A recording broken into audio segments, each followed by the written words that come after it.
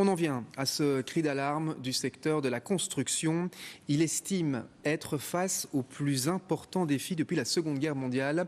En cause, un patrimoine belge vieillissant et qui va demander des chantiers publics importants.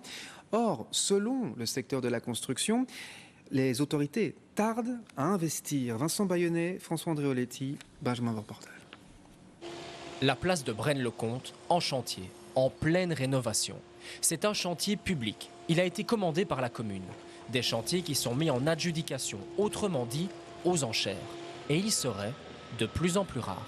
Le constat il est clair, il y a beaucoup moins de chantiers qui sont mis en adjudication de la part des communes, de la région wallonne. En 2025, une semaine classique de travail, on pouvait suivre à peu près 20 dossiers de mise en adjudication publique. Ici, depuis le début de l'année, on est à peine sur 5 dossiers, donc une chute de 3/4 de dossiers, c'est très important.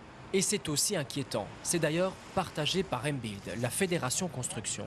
Pourtant, elle l'affirme, il y a des besoins. 30% de nos routes et autoroutes doivent être rénovées ou remplacées, tout comme 7% de nos ponts et tunnels.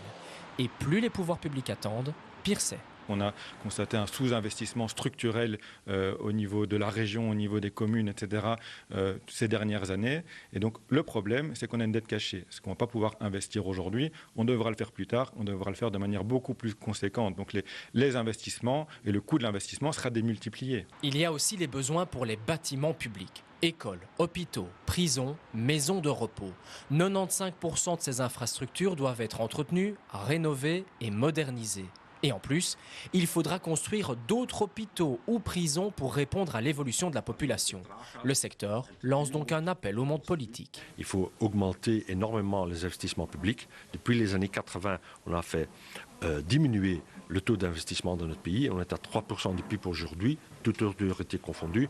On devrait augmenter ça jusqu'à 4% du PIB, ce qui demande un effort supplémentaire de 6 milliards par an, toute autorité confondue. 6 milliards d'euros par an. Colossal. Mais cela comprend aussi l'entretien et la rénovation énergétique de tous les logements belges. Reste maintenant à convaincre le monde politique à trouver les fonds. Nous avons 24 ans pour atteindre les objectifs européens.